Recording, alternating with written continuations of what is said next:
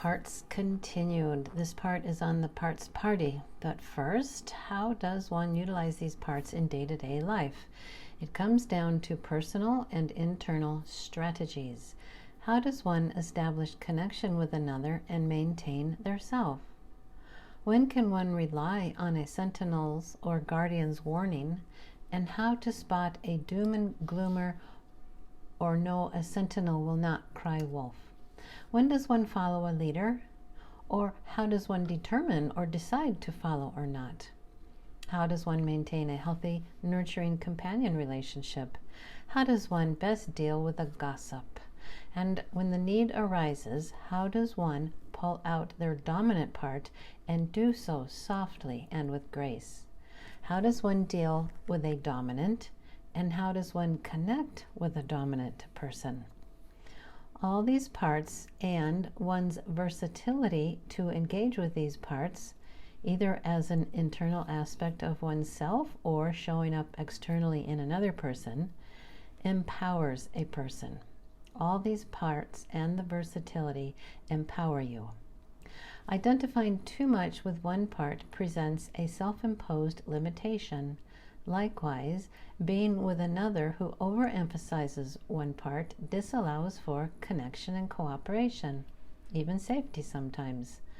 For example, I have had a hard time dealing with dominance.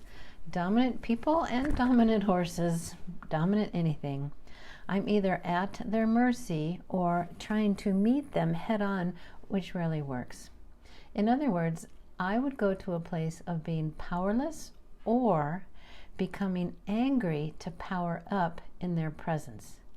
Neither approach served me or the other. Learning how to be self-aware enough to regulate myself and finding a strategy to disallow dominance and instead welcome connection and cooperation has changed my life. If you think this concept of having parts in you would be worthwhile to explore, I am happy to meet with you to do this. By now, maybe you have accepted the premise that we are made up of many parts. Part of us loves adventure. Part of us is afraid of it. Part of us thrives on change. Change makes another part of us nervous.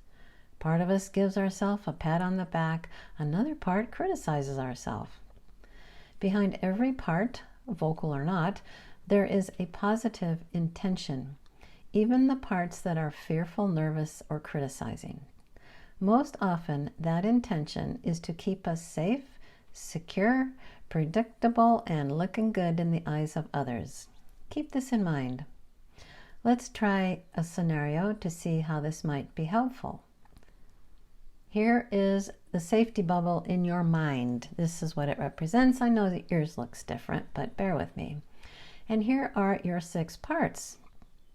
Here they are at a table having a discussion. What might this discussion be? Let's try my scenario of visiting my brother in Chicago. The predator starts off, "Kill that idea. You're not going to Chicago." The dominant, "Go. You should go. Visit your brother." Leader, "You could go and visit other people too. Visit your mom's grave and take in some culture." The dominant, "And don't let your brother lay out your whole visit before you. So go." That's what I'm saying. You should go. Nurture companion, "Go see your brother. Are you never going to visit him again?" Guardian sentinel, "But what about the new level of crime there?" Dominant, "Oh shoot, that's right. Nope, you can't go." Nurture companion, "You and your brother became close again when you were living there. Remember you told him we can't undo our connection." Creator contributor, "You could wrap yourself in a white protective bubble. Stay aware and trust that nothing bad will happen. Everything is good." Guardian sentinel, "You could go into your hypervigilant mode in the city, naturally, you know." Creator contributor, "You will intuit how you need to stay safe in the city." Nurture companion, "Hey, let's meet at the table for a parts party." Okay, now we're all sitting at the table. Creator, contributor. All right, guys, you know the drill. What's your positive intent? The dominant says, I don't care if you go or don't go. What I want you to be is 100% certain and invested whichever way you decide. That's what I want and need. Leader, I see you going and having a grand time, a great visit. Eat out at your favorite places, see an exhibit at the Art Institute, take a few walks on the 606 trail, visit other people, maybe even visit Mom and Dad's grave. Nurture a companion. It would be so nice for you to reconnect in person with your brother. You always have some great laughs together. He would really appreciate you coming. Guardian Sentinel, I just want you to stay safe and sound. Predator, kill the idea that you'll never go to Chicago again. There's always a chance you could go, right? Maybe there will be better times to go or a special occasion. Nurture companion. Suggestions, anyone? Predator.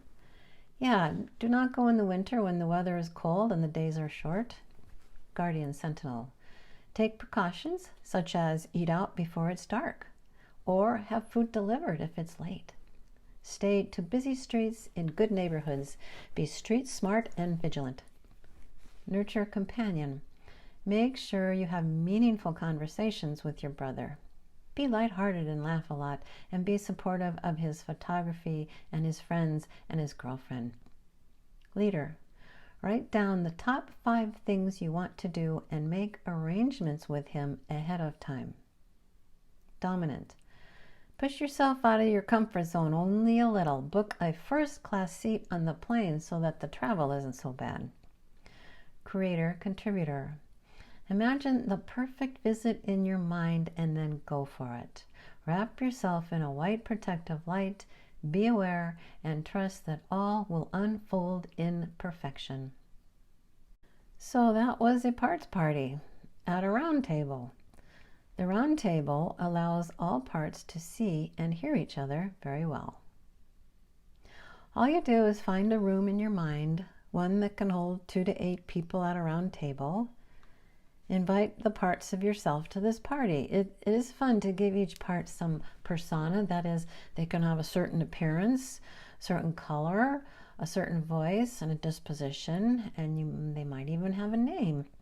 Go ahead and imagine your room with doors.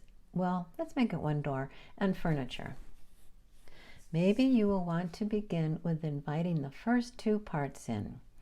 Thank them for coming and invite them to sit down or stand where they would like. Ask them, what would their names be? You can see what they look like. Where and how do they sit? What might make them unique? Then invite the next 2 parts in and repeat. Thank them, settle them in, and imagine their names, appearance, and any interesting characteristics. Repeat until all parts that want to be heard are at the round table. If another part wants to join at any time, all parts are welcome. You are the curator, the mediator, the master of ceremony. You can tell or determine which part is speaking the loudest to begin with, the one that wants your attention the most, the prominent part. Ask that part first, what message do you have for me today? And after you hear that part, then ask, what is your positive intent for me? Make sure all the other parts can hear your questions and the part's answers. After that part has expressed itself, then ask the group, is there anyone here that objects with this part's positive intention? Begin the process again with whichever part that objected, asking, what message do you have for me today? Asking, what is your positive intent for me? Asking, is there anyone here that objects with this part's positive intention? Again, if no objections, move on to the next part.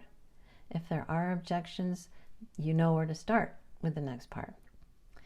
Keep hearing every part's positive intent and or objections. Validate each one and strive to achieve higher value. Reframe or change any negative to the positive until no more objections are encountered. Changing a negative example would be, you'll get hurt. Changing it to the positive, I want you to stay safe. When all positive intentions have been heard, thank everyone. Then, at a pace that is comfortable to all parts, including yourself, begin picturing, hearing, feeling how all your parts begin moving together. Be sure they all come together no more quickly than your unconscious mind can integrate them, fully preserving the positive intent of each in such a way that each gains from each other and no one loses anything. When you feel they are all happy and satisfied, allow the parts to merge into each other. What if you imagined some metaphor of this merging? Some metaphor for all the parts as they merge. Say they were waves on a beach and they've all returned to the ocean now. Maybe they were celebrating dancing in harmony. Perhaps they all came home and merged into your heart. Something that works for you. Allow whatever comes up for you and bring the merged parts, this newly whole entity, and allowing this new entity into your body. Take the time you need to allow it to integrate itself fully and completely into all of you, into every cell. And that's it. Most likely your creator, contributor, or leader part will have a plan, and that plan will likely unfold without much effort because so many aligned parts of you are working toward it, apparently and behind the scenes. And this concludes this part on 6 parts and their parties.